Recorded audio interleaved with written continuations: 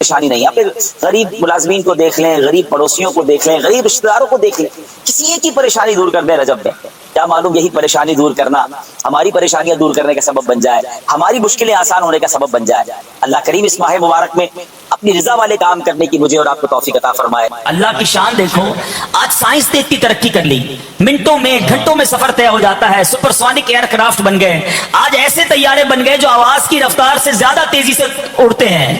ہو سکتا ہے آج کا کوئی سائنسدان، کوئی سائنس کا اسٹوڈنٹ کہتا کہ ہر دور میں نبی کو ایسا معجزہ دیا گیا جو اس دور کے تمام اسپیشل لوگوں سے برتر و بالا تھا. کیا سائنس کے مقابلے میں نبی پاک کا کوئی معجزہ ہے؟ سبحان اللہ. تقریباً 1450 سال ہو گئے ہیں، معراج کا جواب سائنس کے پاس بھی نہیں ہے. میرے آقا کتنی دیر میں سفر کر کے آئے، بڑی تیز رفتار سفر ہو رہا ہے. آپ سردیوں میں جب بستر سے اٹھتے ہیں نا، چند سیکنڈز کے لیے، تھوڑی دیر کے لیے بستر گرم رہتا ہے، پھر نارمل ہو جاتا ہے، برابر ہو جاتا ہے اس کا ٹیمپریچر. اور کسی کے گھر میں کنڈی ہو، آج کل تو کنڈی نہیں ہوتی، لاک سسٹم ہو گیا ہے، مگر پرانے گھروں میں کنڈی ہوتی تھی. اگر دروازہ زور سے بند کرے تو کچھ دیر تک کنڈی ہلتی ہے، چند سیکنڈز کی بات ہوتی ہے. سبحان اللہ. میرے آقا بیت المقدس تشریف لے گئے مکہ پاک سے، ساتوں آسمانوں کی سیر کی، فرشتوں نے مبارکبادیاں پیش کی، انبیاء سے ملاقات ہوئی، سدرۃ المنتہا پہنچے، رب کا دیدار کیا، نہ جانے وہاں کتنا وقت گزارا، جنت کے طبقات دیکھے، جہنم کے طبقات ملاحظہ فرمائے. نبی پاک واپس اپنے گھر پہنچتے ہیں، کتنی دیر لگی؟ علماء لکھتے بستر ابھی تک گرم تھا، کنڈی ابھی تک ہل رہی تھی. اب عقل حیران ہے کہ اتنا طویل ٹریول، اتنا بڑا سفر، اور یہ کچھ بھی نہ بدلا تھا. عاشقوں سے پوچھو تو جواب ملتا ہے. بات یہ ہے کہ اگر آپ کی گھڑی میں سے سیل نکال لیا جائے تو گھڑی رک جاتی ہے نا، پھر سیل ڈال دیا جائے تو ٹک ٹک کر کے چلنا شروع کر دیتی ہے. بات یہ ہے کہ جان عالم ہی دنیا سے چلی گئی تھی، دنیا کی جان ہی اس وقت دنیا میں نہ تھی، ساری کائنات رکی ہوئی تھی. میرے آقا واپس آئے، دنیا نے پھر چلنا شروع کر دیا. درود پاک پڑھنے کے بے شمار فضائل و برکات ہیں. سرکار دو عالم علیہ السلام کا فرمان، صلاتکم علی محرزۃ لدعائکم ومرضات لربکم وزکاۃ لاعمالکم. اللہ کے نبی فرماتے ہیں تمہارا مجھ پر درود پاک پڑھنا تمہاری دعاؤں کی حفاظت کرنے والا اور تمہارے رب کی رضا کا باعث اور تمہارے اعمال کی پاکیزگی کا سبب ہے. ایک درود ہے. اب بلیسنگز اور بینیفٹس کتنے ہیں کہ فرمایا دعاؤں کی حفاظت کرنے والا ہے درود پاک، اللہ کو راضی کرنے والا ہے اور اعمال کی پاکیزگی کا سبب ہے. تو پھر کیوں نہ ہم کثرت سے درود پاک پڑھتے رہا کریں. برسے گی رحمت شہ ابرار بالیقین، برسے گی رحمت شہ ابرار بالیقین، مٹ جائے گا گناہوں کا کاجل درود پڑھ. عشق نبی میں جھوم کے پڑھتے رہو مدام، گرچہ کوئی کہے تجھے پاگل درود پڑھ. دنیا کی الجھنوں سے ملے گی تجھے نجات، گر چاہیے نجات مسلسل درود پڑھ. تو آئیے مل کر محبت کے ساتھ درود پاک پڑھ لیں. صلو علی الحبیب صلی اللہ تعالی علی محمد صلی اللہ علیہ وآلہ وسلم. الحمدللہ ہم قرآن پاک کی کچھ آیتوں کو سنتے ہیں اور ان آیتوں سے ملنے والا میسج سمجھنے کی کوشش کرتے ہیں. آج قرآن پاک کا پارہ ہے 11 سورہ یونس، آیت نمبر 87 کی تلاوت سنیں گے اور اس کے تحت کچھ میسج آف قرآن انڈرسٹینڈ کرنے کی کوشش کریں گے. اللہ قرآن میں ارشاد فرماتا ہے وَأَوْحَيْنَا إِلَى مُوسَى وَأَخِيهِ أَن تَبَوَّآ لِقَوْمِكُمَا بِمِصْرَ بُيُوتًا وَاجْعَلُوا بُيُوتَكُمْ قِبْلَةً وَأَقِيمُوا الصَّلَاةَ وَبَشِّرِ الْمُؤْمِنِينَ. یہ ایک ایسی کمال کی آیت ہے کہ اس آیت میں ہم سب کو اپنے گھر کا انوائرمنٹ کیسا رکھنا ہے وہ گائیڈ کیا گیا ہے. آج گھر کی ڈیزائننگ کیسی ہو، گھر کی کلر اسکیم کیسی ہو، گھر کا فرنیچر کیسا ہو، ایمبیانس کیسا ہو، ایلیویشن کیسا ہو، اس پر بہت ڈسکس ہوتی ہے. گھر کے اندر ماحول کیسا ہو، گھر والوں کا آپس میں انٹریکشن کیسا ہو، ہماری شریعت، ہمارا قرآن ہم سے کیا چاہتا ہے. Actually this is today's topic. ٹھیک ہے، اب ذرا پہلے اس کا ترجمہ سن لیجئے. اللہ قرآن مجید میں ارشاد فرماتا ہے، آسان ترجمہ قرآن کنز العرفان، اور ہم نے موسیٰ اور اس کے بھائی کو وحی بھیجی کہ مصر میں اپنی قوم کے لیے مکانات بناؤ اور اپنے گھروں کو نماز کی جگہ بناؤ اور نماز قائم رکھو اور مسلمانوں کو خوشخبری سناؤ. سبحان اللہ. تو پتہ چلا کہ یہ قرآن نے جو حضرت موسیٰ علیہ السلام کو اللہ کا کریم نے جو سمجھیے آرڈر دیا یا اس کی گائیڈ لائن دی وہ کیا ہے، انشاءاللہ اس کو ہم سمجھتے ہیں۔ پہلے ایک بات سمجھ لیجئے کہ اللہ کریم کی ہمارے پاس ہم پر کروڑوں نعمتیں ہیں، ایک اہم ترین نعمت ہمارا گھر بھی ہے۔ گھر چاہے جھوپڑی کی صورت میں ہو، محل ہو یا چھوٹا ہو، بڑا ہو، عالی شان گھر ہو، گھر آخر گھر ہی ہوتا ہے۔ حضرت انس بن مالک رضی اللہ تعالیٰ فرماتے ہیں نبی پاک جب بستر پر تشریف لاتے تو کتنی خوبصورت دعا ہے وہ فرماتے، یہ دعا بھی ہے اور ہم سب کے لیے میسج بھی ہے۔ اللہ کے نبی دعا فرماتے الحمدللہ الذی اطعمنا وسقانا وکفانا، ترجمہ کیا ہے؟ سب تعریفیں اللہ پاک کے لیے ہیں جس نے ہمیں کھلایا پلایا، ہماری ضرورت پوری فرمائی اور ہمیں ٹھکانہ عطا فرمایا۔ کتنے ایسے ہیں جن کے پاس بقدر کفایت اسباب نہیں، کتنے ایسے ہیں کہ جن کا کوئی گھر نہیں۔ یہ گھر ملنا، بلے آپ کرائے کے گھر میں رہتے ہیں، کہیں بھی رہتے ہیں، چھت ہے نا، یہ بہت بڑی نعمت ہے۔ آج بھی کتنے لوگ ہیں جو بے گھر ہیں، فٹ پاتھ پہ سوتے ہیں۔ کیا ہم نے اس بات پر کبھی اللہ کا شکر ادا کیا کہ اللہ تو نے ہمیں گھر دیا ہے، ہمیں بے گھر نہیں بنایا؟ گھر بہت بڑی نعمت ہے۔ کچھ لوگ جو ٹریول کرتے ہیں، میری بات جلدی سمجھ جائیں گے، ہم دنیا بھر میں ٹریول کر لیں، آپ پنجاب جائیں، پاکستان کے کسی شہر جائیں، یہ دنیا میں کہیں ٹریول کریں، جن کو اللہ نے نوازا ہے وہ 5 اسٹار ہوٹل میں رہیں، بہترین گھروں میں رہیں، مگر جو لطف اور سکون اپنے گھر آ کر ایک انسان کی فیلنگ بنتی ہے کہ میں اپنے گھر میں ہوں، بے شک وہ گھر چھوٹا سا ہو، چھوٹا سا بستر کیوں نہ ہو، وہ کہتے ہیں نا جیسی نیند اپنے بستر پر آتی ہے وہ دنیا میں آپ کو کسی بھی لگژری گھر پہ بھی یا کسی بھی نرم بستر پر نہیں آتی۔ ایسا ہی ہے، یہ نعمت ہے، اپنے گھر میں آ کر بندہ ایک سیکیورٹی فیل کرتا ہے۔ اب ذرا اس بات کو سمجھیے کہ اللہ کریم نے ہم پر احسان کتنے کیے ہیں۔ اس دنیا میں کتنے جانور، موذی کیڑے، سانپ، بچھو، شیر جو انسانوں کو تکلیف پہنچانے والے ہیں، اگر وہ ہمارے گھروں کی طرف، ہمارے محلوں میں آ جائیں تو کتنا بڑا مشکل ہو جائے گی، گھر سے نکلنا مشکل ہو جائے گا نا۔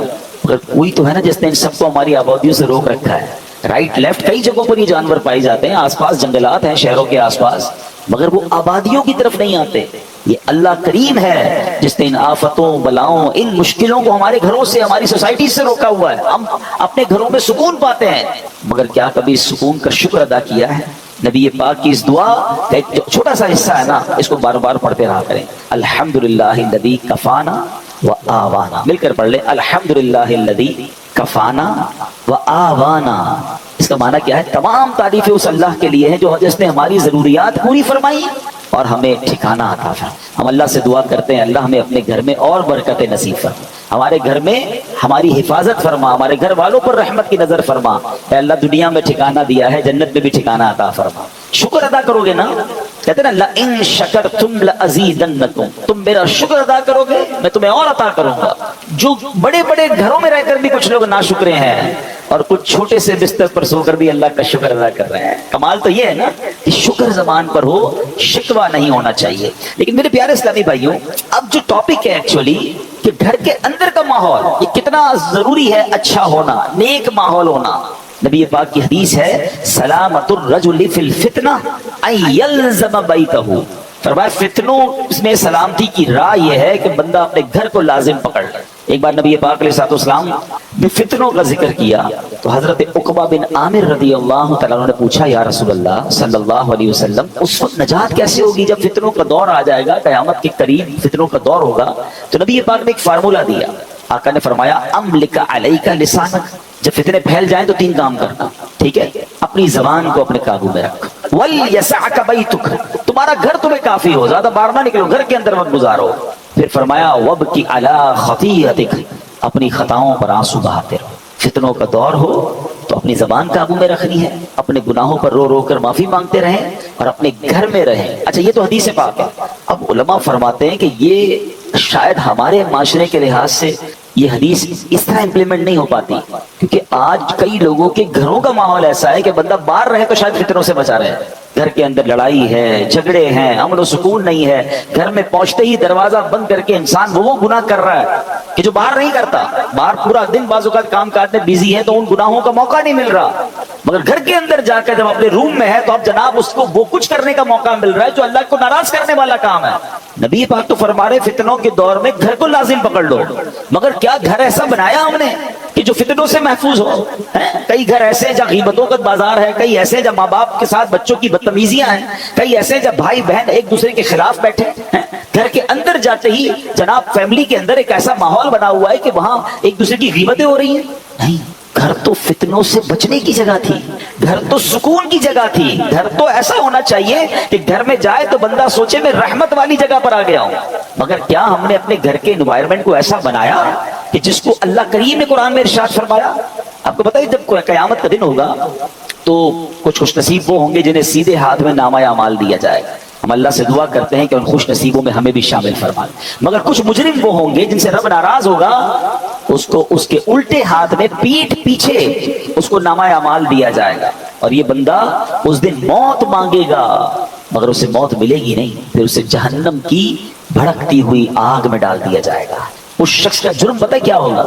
قرآن کہتا ہے انہ کان فی اہلہ مسرورا، یعنی بے شک وہ اپنے گھر والوں میں خوش تھا، گھر والوں میں خوش تھا، یہ جرم تھا۔ اس کی تفسیر میں علماء نے فرمایا کہ اپنے گھر والوں کے ساتھ گھر کے اندر خواہشوں، شہوتوں، غرور و تکبر میں مبتلا رہتا تھا، گھریلو خوشیوں میں ایسا مگن تھا کہ آخرت کو بھول چکا تھا، لہٰذا نہ خود اس نے اچھے عمل کیے نہ گھر والوں کو اچھے اعمال کی ترغیب دلائی، یوں ہی گناہوں میں مصروف رہ کر موت کے گھاٹ اتر گیا۔ آج کتنے ایسے ہیں جن کے گھروں میں نمازیں ہیں، کتنے ایسے ہیں جن کے گھروں میں عبادت ہے، گھر والوں کی کیا دین کی طرف کوئی تبلیغ کی، کیا گھر میں نمازوں کا ماحول ہے، یا کیا بچوں میں قرآن و سنت کی ترکیب ہے، یا گھر کے اندر کسی کو پتہ ہی کچھ نہیں ہے۔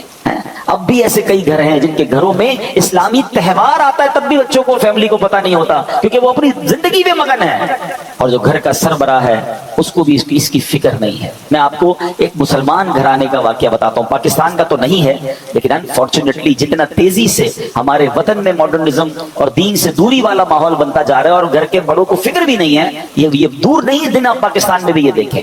یو کے کا واقعہ، ایک بھائی ٹریول پر گیا، والد کی طبیعت خراب تھی تو واپس آیا، تو کچھ دنوں بعد واپس آیا، والد صاحب گھر میں نہیں تھے، چھوٹا بھائی تھا جو اپنی گیمز میں اور اپنے موبائل میں کمپیوٹر میں جو آج کا ایک نوجوان کا اسٹائل ہے کہ لگا رہتا تھا۔ تو کہا والد صاحب کہاں ہیں؟ کہا والد صاحب کی تو ڈیتھ ہو گئی تھی۔ تو کہا مجھے انفارم کیوں نہیں کیا؟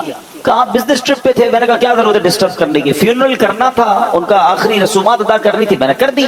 تو کہا تم نے کیسے آخری رسومات ادا کی؟ جنازہ کدھر ہوا؟ کون سے قبرستان میں دفنایا؟ تو کہا جنازہ بھی کرنا ہوتا ہے۔ میں تو گوگل پہ گیا، سرچ کیا کہ فیونرل کیسے ہوتا ہے، کسی کا ڈیتھ ہو جائے تو what we have to do.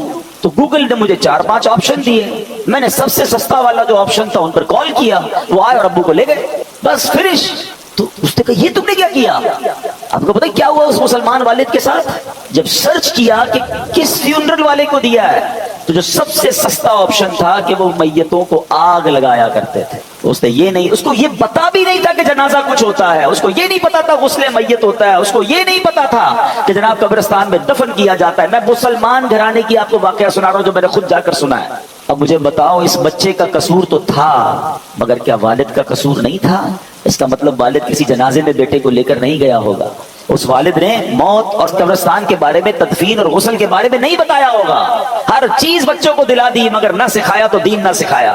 میں اور آپ دنیا سے جانے والے ہیں، ہم سب نے مرنا ہے، اور اس والد کی قسمت کتنی پیاری ہوگی کہ اس کے مرنے کے بعد اس کی اولاد اس کے لیے دعائیں مغفرت کرے، اس کے لیے ایصال ثواب کرے، مگر یہ سکھائیں گے تو کریں گے نا۔ ہمارے بچے تو زندگی میں ہمارے سامنے نماز نہیں پڑھ رہے، ہمیں ٹینشن نہیں ہے۔ میں سچ بتاؤں آپ کو، زندگی میں کچھ کر سکیں یا نہ کر سکیں، اپنے بچوں کو کسی طرح 5 وقت کا نمازی بنا جائیے گا۔ پہلے تو خود بننا پڑے گا نا اس کے لیے۔ والد تو بچہ دیکھتے ہیں ابو رمضان میں نمازیں پڑھتے ہیں، اس کے بعد تو میرے والد بھی جمعے کی پڑھ لے تو بڑی بات ہے، تو بچے کو بھی آپ ایکچولی ہم اپنے بچوں کو پریکٹیکلی پریکٹس کرا رہے ہیں کہ بیٹا نماز تو جمعے کی پڑھنی ہوتی ہے، باقی ضروری نہیں ہے۔ تو آپ سوچیں ہم خود تو دین سے دور کر رہے ہیں، ہم نے گھر میں کون سا ماحول بنایا ہے؟ ورنہ یقین کریں خوش نصیب ہے وہ والد ہے، اگر اس کی اولاد نمازی بن جائے نا تو آپ کہیں نہ کہیں کہ بیٹا مرنے کے بعد دعا کرنا، وہ دن میں 5 بار با وضو ہو کر قبلہ رو بیٹھ کر اتحیات کے عالم میں کئی بار کیا کہے گا؟ ربنا اغفر لی ولوالدی وللمؤمنین یوم یقوم الحساب۔ ہائے ہائے، اور کیا چاہیے اس والد کو قبر میں کہ فجر ہو تو اس کا بیٹا، اس کی بیٹی، اس کے بچے دعا کر رہے ہیں اللہ میرے ماں باپ کو بخش دے، ظہر میں دعا کر رہے ہیں، عصر میں دعا کر رہے ہیں، مگر گھر میں نمازوں کا ماحول ہی نہیں ہے۔ عید کی نماز پڑھ لی تو پڑھ لی، اب تو جمعے کی نماز بھی لوگوں کی سنائے قضا ہونے لگ گئی ہے۔ نوبڈی ہیو ٹینشن، اپنے لیے بھی ٹینشن نہیں ہے، بچوں کے لیے بھی نہیں ہے۔ قرآن کی آیت پکار پکار کر کہہ رہی ہے کہ گھر بناؤ اور اس گھر میں نمازوں کا اہتمام. خدا را اپنے گھر کے ماحول پر توجہ دیجیے. یہ سرمایہ ہے, یہ اولاد, یہ فیملی, یہ گھر, یہ ہمارا پھل ہے. اگر گھر میں قرآن و حدیث اور نمازوں کا معاملہ ہوگا تو سبحان اللہ. اے میرے پیارے اسلامی بھائیوں, قرآن نے کیا کہا کہ مصر میں اپنی قوم کے لیے مکانات بناؤ. ناٹ اونلی مکانات, ڈیفینس میں گھر ہونا چاہیے, فلاں سوسائٹی میں گھر ہونا چاہیے. یہاں تک تو ہماری پلاننگ ہے کہ گھر اچھا ہو, بیوٹیفل سوسائٹی میں ہو. آگے قرآن کہتا ہے وَجْعَلُوا بُيُوتَكُمْ, اور اپنے گھروں کو نماز کی جگہ بناؤ اور نماز قائم رکھو. اور جو یہ کرتا ہے اس کو کیا ملے گا؟ وَبَشِّرِ الْمُؤْمِنِينَ, قرآن کہتا ہے مسلمانوں کو خوشخبری سناؤ. خوشخبری ملنی ہے, رحمتیں ملنی ہیں, عافیتیں ملنی ہیں اگر گھر میں نمازیں ہیں. اے میرے پیارے اسلامی بھائیوں, اللہ کے پیارے حبیب علیہ السلام فرماتے ہیں اجعلوا فی بیوتکم من صلاتکم ولا تتخذوها قبورا. فرمایا کچھ نماز گھر میں بھی پڑھا کرو, گھروں کو قبرستان نہ بنا دو. اس کا مطلب بیوٹیفل ہاؤس ہے, ایکسٹرا ایمبیانس ہے, شاندار فرنیچر ہے, سب کچھ ہے میرے اور آپ کے گھر میں, اسٹینڈ بائی جنریٹرز ہیں. اور اگر نماز نہیں ہے نا تو وہ گھر قبرستان ہے. ہم سمجھ رہے ہیں اتنا لگژری گھر کو قبرستان, نبی پاک فرما رہے ہیں گھر میں نمازیں پڑھو. یہ مردوں کے لیے تو یہی حکم ہوگا کہ مسجد میں آ کے پڑھیں, مگر کچھ نوافل گھر میں بھی پڑھیں. کبھی اشراق چاش پڑھیں, کبھی تہجد پڑھیں, کبھی دیگر نماز کے نوافل پڑھیں. مگر خواتین گھر کی, بچے, یعنی گھر میں اللہ کرے ایسا ماحول ہو کہ جب نمازوں کا وقت آئے تو ایک کمرے سے تلاوت کی آواز آ رہی ہو, کہیں سے نمازوں کی پتہ چل رہا ہو. ماشاءاللہ کتنے خوش نصیب ہیں وہ لوگ جو گھر جاتے ہو تو گھر والے نمازیں پڑھ رہے ہیں. اے میرے پیارے اسلامی بھائیوں, ایک اور جگہ پیارے آقا فرماتے ہیں اقربوا بیوتکم ببعد صلاتکم, یعنی کچھ نمازوں کے ذریعے اپنے گھروں کی عزت بڑھاؤ. آپ چاہتے ہیں نا گھر کی عزت بڑھے, آئے ہے جس گھر میں نمازیں ہوتی ہیں نبی پاک نے فرما دیا تو حق ہے اس گھر کی پورے محلے میں عزت ہو جائے. آج بھی دیکھیں علماء کے گھر, امام صاحبان کے گھر لوگ دعا کروانے آتے ہیں. گھر میں نمازیں ہو رہی ہیں نا, عبادت ہو رہی ہے, اللہ اس گھر کو ممتاز کر دیتا ہے. ہم سمجھتے ہیں ایکسٹرا لائٹ لگاؤں گا, ذرا خوبصورت ایلیویشن کروں گا, ذرا ہٹ کے ڈیزائننگ کروں گا تو وہ سب سے مشہور ہو جائے گا. نہیں, عزت دینے والا رب ہے اور اللہ کے سب سے معزز بندے, اللہ کی مخلوق میں سب سے بڑھ کر عزت والے کون ہیں؟ ہمارے آقا علیہ الصلوۃ والسلام ہے. وہ فرما رہے ہیں کہ کچھ نمازوں کے ذریعے اپنے گھروں کی عزت بڑھاؤ. نماز کے بارے میں ایک اور حدیث سنو, الصلاۃ عماد الدین, نماز دین کا ستون ہے. مجھے بتائیں نا, ہمارے گھر کے پلر نکال دیں تو گھر تو گر جانا ہے نا. یہ تو ایمان کا پلر ہے, مگر اس کی فکر نہیں. تو اے میرے پیارے اسلامی بھائیوں, ہمیں اپنے گھروں کے ماحول کو اچھا کرنا, اپنے بچوں کی تربیت کی فکر کیجیے, انہیں وقت دیجیے. آج کل جو ماحول ہے, میں اشارہ کر کے گزر جاؤں گا, ہر تھوڑے دنوں بعد آپ کو سوشل میڈیا پر نیوزز مل رہی ہیں, الیکٹرانک پرنٹ میڈیا میں نیوز ملتی ہے کہ فلاں بچے نے فلاں کام کر دیا, فلاں نے فلاں کو قتل کر دیا, فلاں نے فلاں کو جلا دیا, فلاں اسکینڈل میں پکڑا گیا, فلاں جناب منشیات میں معاملات میں آ گیا, فلاں ڈرگس کا کام کر رہا ہے, فلاں کمپیوٹر پہ بیٹھ کے کیا کچھ کر رہا ہے, اسکیمز کر رہا ہے. یہ ہمارے علاقے میں, ہمارے شہروں میں, ہمارے ملکوں میں ہو رہا ہے نا. ہم کیوں انتظار کر رہے ہیں کہ یہ آگ میرے گھر میں جب آئے گی